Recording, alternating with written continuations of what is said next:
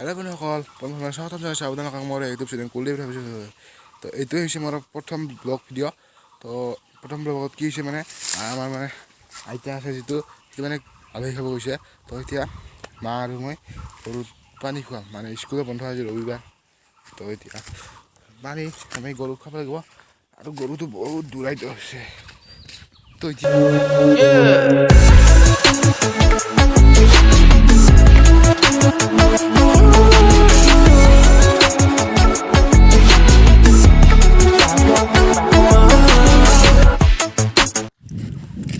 তো এতিয়া গৰুটো মানে ইয়াতে থকা কথা আছিল, কিন্তু গৰুকেইটা নাই ইয়াতে, তাতে আছে।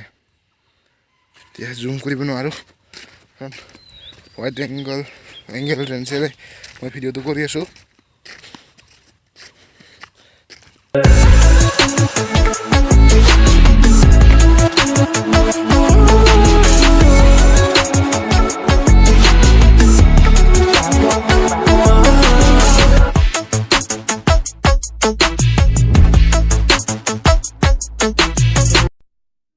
তো বন্ধুসকল কি হ'ল মানে আমাৰ গৰুকেইটা মানে তাতে আছিল, এতিয়া মই চাব আছিলোঁ তাতে আছিল, কিন্তু এতিয়া নাই তাতে।